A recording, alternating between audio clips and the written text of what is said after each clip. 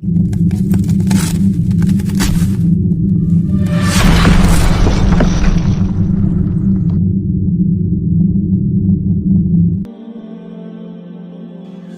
مسہیپ ہے کہ اپنی بچے بھاگ رہے ہیں عدالتوں میں مرضی کی شادیاں کرنے کے لیے، اور ماں باپ ڈٹے ہوئے اپنی مرضی پوری کروانے کے لیے۔ یہ بھی نادان ہیں، وہ بھی نادان ہیں۔ ان نوجوانوں سے کہتا ہوں، ایسا عشق نہ کرو کہ عدالتوں میں جا کے نکاح کر رہے ہو، ماں باپ کی دعا نہ ملی تو زندگی بھر کبھی بہار نہ دیکھو گے۔ اور ماں باپ سے کہتا ہوں، ایسا ظلم نہ کرو بس یہیں تیری شادی کرنی ہے تو کرنا، تو جہاں جاتا چلا جا۔ یہ ظلم بھی مت کرو۔ ہمارے دیس میں بیٹیوں سے کوئی نہیں پوچھتا کہ بیٹی یہ رشتہ ہے تیرا کر دیں۔ بیٹے تو آج کچھ روشن زمانہ آ گیا، پھر بھی کچھ اکڑ مکڑ کر لیتے ہیں، لیکن دیہاتوں میں نہیں ہو سکتا یہ، ہمارے ماحول میں یہ کوئی نہیں ہے۔ اسے وہیں کرنی پڑے گی جہاں باپ نے کہہ دیا ہے۔ اسے نہیں پسند، مجھے آ کر کہے گا، اسے کہے گا جی میں اتنے نہیں کرنا، لیکن میرا پیو ڈنڈا چاہی کھلوتا، میں کی کراں۔ یہ زیادتی اور ظلم ہے۔ اور کہیں بچے تو آواز اٹھا لیتے ہیں، بچیاں تو بول نہیں سکتی، گھٹ گھٹ کے مر جاتی ہیں۔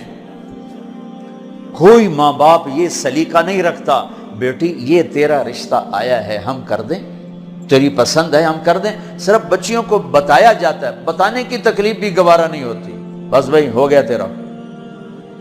ہمارے فیملی ٹرم بہت ذمہ دارہ فیملی، وہ بھی ہم، ایک بچی کا فون ہے مجھے، ہمارا بہت پرانا تعلق، گھر جیسا، کہ مولانا مجھے اتنی تعلیم دلوائی، اتنے اعلیٰ کالج میں پڑھایا، اور مجھے فون آیا کہ تیرا اسی رشتہ کر چھڑیا ہے، بس اتھے کر چھڑیا ہے تو فلانی تاریخ نو تیرا نکاح ہے۔ تو میں اس پر بھی راضی تھی، لیکن اتنا تو دیکھ لیتے کہ انسان بھی ہے کہ نہیں۔ ایک شرابی سے مجھے باندھ دیا، آج میری زندگی عذاب بنی ہوئی ہے۔ چلو جہاں اپنی مرضی پوری کرتے کرتے، بس ایسی گھر تو باہر نہیں کرنا، گھرج کرنا ہے، گھر شرابی تو سوا ہے کوئی نہیں، لہذا اتھے ہی کرنا۔ یہ قوم کا بت توڑو، جی ہاں اسا جی صرف ارائیاں کرنا ہے، اسی صرف راجپوتاں کرنا ہے، اسی شیخ ہیں جی، اسی شیخان اسی باہر کدی رشتہ نہیں کیتا۔ ٹھیک ہے اپنے قوم میں کرو، اچھی بات ہے، اگر جوڑ نہیں تو اللہ کے واسطے باہر نکلو۔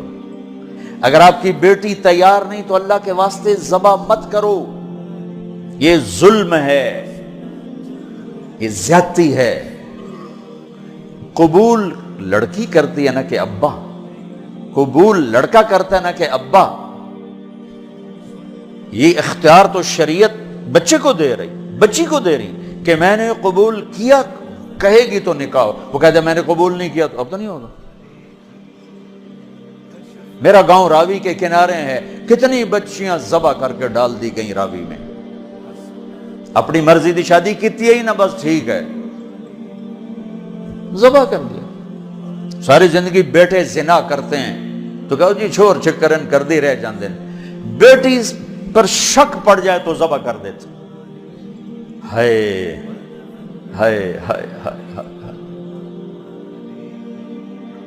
میرے نبی نے آخری خطبے میں بیٹوں کے لیے نصیحت نہیں فرمائی تھی، عورت کے لیے نصیحت۔ تمہیں عورتوں کے بارے میں نصیحت کر کے جا رہا ہوں، آخری خطبہ تمہیں عورتوں کے بارے میں نصیحت کر کے جا رہا ہوں۔ ایسی درد بھری داستانیں میں جانتا ہوں، میرے دائیں بائیں ہوئی ہیں، ہو رہی ہیں۔ ماں باپ کو کہہ رہا ہوں کہ اللہ کے واسطے ماں باپ ہونے کا غلط فائدہ مت اٹھاؤ۔ باجی ایتھے ہی کرنا ہے، کھبے سجے ایسی کو نہیں کرنا، اسی قوم تو باہر نہیں کرنا، کرنا ہی تو کر، نہیں تو بیٹھے رہو۔ میرے اپنے خاندان میں ہم چھوٹے چھوٹے کتنی بوڑھی ہماری پتہ نہیں دادیاں نانیاں جو بھی لگ دیاں، پتہ نہیں کی لگ دیاں، بغیر شادی کے مر گئیں کہ قوم میں رشتہ کوئی نہیں تھا، خاندان میں رشتہ کوئی نہیں تھا۔ یہ ستم آج میرے دیس میں ہے، یہ بھی ظلم ہے، صرف زمین دبانا ظلم نہیں، یہ بھی ظلم ہے۔ رشتہ رشتہ مانگنے والے علی، اور مانگا جا رہا ہے فاطمہ کا. نبیوں کے بعد سب سے عظیم جوڑی علی و فاطمہ. تو آسمان پہ طے ہو چکا ہے. علی آ کر بیٹھ جاتے ہیں, شرم کی وجہ سے بول نہیں سکتے. آپ کو تو پتہ ہے کیوں آئے. علی کیسے آئے؟ چپ. فرمایا فاطمہ کے رشتے کے لیے آئے ہوگے؟ اچھی. تو ہم نے کہا انشاءاللہ. پہلے ایک حدیث سنو. میرے نبی نے کہا میں نے جہاں شادی کی, میں نے جہاں بیٹی دی, پہلے آسمان سے وحی آئی, پھر میں نے قدم اٹھایا. اس کا مطلب ہے آسمان سے وحی آ چکی ہے, آ چکی ہے. کہ چونکہ پہلے ابو بکر نے آ کے رشتہ مانگا, آپ نے انکار کر دیا. حضرت عمر نے آ کے رشتہ مانگا, آپ نے انکار کر دیا. عبد الرحمن بن عوف نے حضرت علی سے کہا علی تو جا مانگ, تجھے نہیں انکار ہوگا. حضرت علی نے کہا میں تو بہت غریب ہوں, میرا تو گھر بھی اپنا نہیں, مجھے دے دیں گے؟ کہا ہاں تجھے ضرور دیں گے. تو ان کو بھیج کر نا خود باہر سارے کھڑے ہو گئے. تو آپ نے کہا اچھا انشاءاللہ, اور یہ کہہ کر اٹھ گئے. حضرت علی پریشان ہو کے باہر نکلے. تو اب پوچھا عبد الرحمن کیا ہوا؟ کہ انکار ہو گیا. انہوں نے کہا کیسے؟ کہا بس کچھ نہیں کہا. کہا کچھ تو کہا. کہا انشاءاللہ کہا. تو کہا تو بس ہو گیا. کہا وہ کیسے؟ کہا نبی کا انشاءاللہ ہاں ہوتا ہے. یہ ہاں ہے علی, ہاں ہے. اچھا اب یہ انشاءاللہ کیوں کہا ہے جبکہ آسمان سے وحی آ چکی, جبریل پیغام لا چکے ہیں, اب یہ انشاءاللہ کیوں کہا ہے؟ ایک کام کرنا باقی ہے. اب گھر گئے, بیٹی فاطمہ علی کا رشتہ آیا ہے, کر دوں؟ اس لیے نہیں ہاں کی وہاں. ہمارے والدین اپنی بےزتی سمجھتے ہیں بیٹی سے پوچھنا کہ دھیاں کو کوئی پوشیندہ ہے. ہمارے ذمہ داروں میں تو بہت ظلم ہوتا ہے. جیسے کوئی گائے بھینس ہے, جیسے کوئی بھیڑ بکری ہے, گلے میں رسی ڈال کے اور کسی کے قلعے پہ جا کے باندھ دو, کسی کے کھونٹے کے ساتھ جا کے باندھ دو. شہروں میں تو پھر بھی تعلیم آ گئی ہے, کچھ نہ کچھ بچیاں بھی بول پڑتی ہیں, اس کے بولنے کو بغاوت سمجھا جاتا ہے. او بھائی یہ بغاوت نہیں, اپنا حق مانگ رہی ہے. ہاں میں اولاد سے بھی کہتا ہوں اگر ماں باپ جبر کر جائیں پھر سہ جانا, پھر اللہ تمہارے لیے خیر کی شکلیں پیدا کرے گا. باغی ہو کے قدم اٹھاؤ گے تو تباہی ہے. لیکن ماں باپ سے بھی کہتا ہوں ایسے نادان نہ بنو, ایسے نادان نہ بنو. کیا حضرت فاطمہ انکار کر سکتی تھی؟ کیا حضرت فاطمہ پر اتنا اعتماد نہیں تھا میرے نبی کو کہ آپ کہتے ہیں ہاں علی ٹھیک ہے بولا, میں بعد میں خود پوچھ لوں گا؟ نہیں نہیں, امت کو سبق دینا ہے کہ جو جوڑی آسمانوں پر طے ہو چکی ہو اس میں بھی پہلے پوچھنا ضروری ہے. حضرت فاطمہ نے عرض کی جی ہاں. پھر واپس آئے, علی مجمع اکٹھا کرو. لوگ اکٹھے کیے. پھر حضرت علی کو یہاں بٹھایا سامنے, ممبر پہ کھڑے ہوئے, کہ لوگو جبریل میرے پاس یہ پیغام لے کر آئے اللہ کا کہ میں اپنی بیٹی فاطمہ کا ہاتھ علی کے ہاتھ میں دے دوں. پھر پوچھا, کیوں پوچھا؟ اے میری امت بچیوں سے پوچھنا, یہ ان کا زندگی انہوں نے گزارنی, تم نے تو نہیں گزارنی. میری عزت دا سوال ہے, میری غیرت دا سوال ہے. تیری زندگی تو گزر چکی ہے, اس لیے ابھی شروع کر رہی ہے, کیوں اس کو سسکا کے مارنا چاہتی؟ پھر بیٹیوں کو حصہ کوئی نہیں دیتا وراثت میں.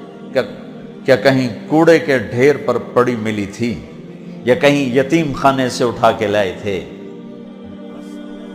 یا کسی اور پیٹ میں اس بچی نے پرورش پائی, یا کسی اور چھاتی کا دودھ پیا, یا کسی اور پانی سے یہ بنی؟ تیرے پانی سے بیٹا بنا, تیرے پانی سے بیٹی بنی. ایک چھاتی کا بیٹے نے دودھ پیا, اسی چھاتی کا بیٹی نے پیا. پروان چڑھی تو جہیز دے کر رخصت. اب چند دن پہلے ایک خاتون کا مجھے فون آیا ایک شہر سے کہ جی بھائیوں نے باپ بیمار ہوئے تو بھائیوں نے فراڈ کر کے ساری جائیداد اپنے نام لگوا کے مجھے خالی ہاتھ کر دیا ہے. میں در بدر پھر رہی ہوں, نہ میرے پاس گھر ہے نہ میرے پاس کھانے کو روٹی ہے, اور بھائیوں نے ساری جائیداد پہ قبضہ کر لیا. یہ ہر گھر کی کہانی ہے, 100 میں 100 یہ کر رہے ہیں. کوئی لاکھوں میں ایک ہے جو بچیوں کی وراثت کا اہتمام کرتا ہے.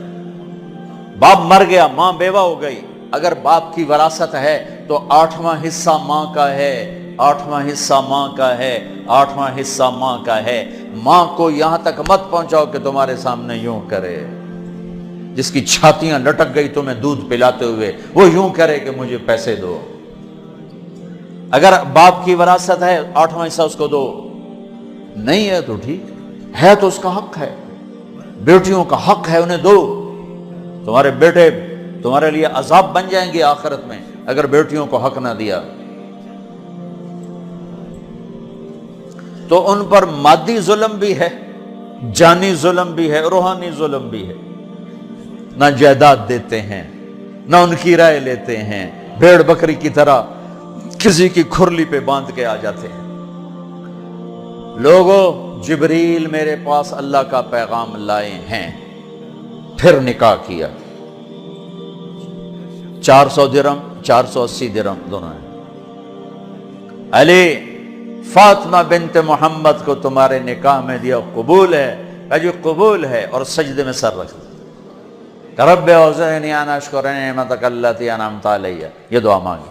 اللہ کے نبی نے زور سے آمین کہا، پھر آپ نے سب کو شہد کا شربت پلایا یا چھوارے کھلائے، پھر رخصتی ہوئی، مہینے بعد، 6 ماہ بعد، سال بعد، یا فوراً، ساری روایات ہیں۔ حضرت علی آئے تو آپ کو اندر لے گئے، حضرت فاطمہ کا ہاتھ پکڑا اور علی کے ہاتھ میں دیا اور کہا، علی آپ کو نبی کی بیٹی مبارک، اللہ، آپ کو نبی کی بیٹی مبارک۔ پھر فرمایا، میری بیٹی، مجھے اپنے خاندان میں جو سب سے زیادہ محبوب تھا، میں نے تیرا ہاتھ اس کے ہاتھ میں دیا ہے۔ جن کے فیصلے آسمان سے ہو چکے ہوں اور جبریل آ کے سنا رہا ہو، وہ پہلے پوچھنے جا رہے ہیں، بیٹی کر دوں؟ ہماری کون سی یہ غیرت ہے، یہ کون سی عزت ہے؟ خاندان سے باہر اچھا رشتہ ملے کرو، خاندان کے اندر ملے وہ بہتر ہے، وہاں کرو۔ لیکن اگر خاندان میں جوڑ نہیں، باہر دیکھو، یہ ارائیوں کا بت توڑو، راجپوتوں کا بت توڑو، شیخ پٹھان بٹ جٹ پتہ نہیں کی کچھ بنائی پھر دن گرم مسالے، یہ بت توڑو، ان سے باہر نکلو۔ میرے نبی نے 2 بیٹیاں بنو امیہ کو دی، جن سے ٹکر ٹکر ٹکر ٹکر۔ حضرت زینب کا نکاح ابو العاص بن ربیعہ بن امیہ بن عبد شمس، امیہ کے پوتے کو اپنی بڑی بیٹی دی، اور عثمان بنو امیہ میں سے 2 بیٹیاں ان کے نکاح میں دی، رقیہ، ام کلثوم۔ اور جب ام کلثوم پہ انتقال کریں گے تو فرمایا، اگر میری 100 بیٹیاں ہوتی تو میں 100، اور اس طرح مرتی تو میں ایک ایک کر کے عثمان کے نکاح میں دیتا۔ بنو امیہ میں بیٹیاں دی، ایک بیٹی فاطمہ اپنے گھر میں دی علی کو، اپنے خاندان میں شادی کی قریش، خاندان سے باہر برادری میں شادی کی عرب، ہلالیہ، مستلق، پھر برادری سے بھی باہر یہودی نسل میں شادی کی، حضرت صفیہ بنو اسرائیل میں، یہودیوں میں سے۔ اپنے نبی کو تو دیکھو کیا کیا انہوں نے۔ ہم اپنے نبی سے بھی آگے جا چکے ہیں۔ کتنے بچے میرے پاس آتے ہیں نوجوان کہ جی شادی کرنا چاہتا ہوں، وہاں بچی بھی تیار ہے، لیکن وہ کہتے ہیں بس ہم نے راجپوتوں سے باہر نہیں کرنا، ہم نے ارائیوں سے باہر نہیں کرنا، ہم نے شیخوں سے باہر نہیں کرنا۔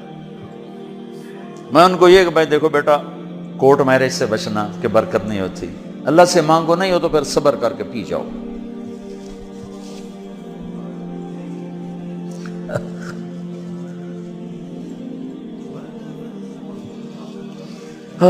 اچھا بھائی بس کریں۔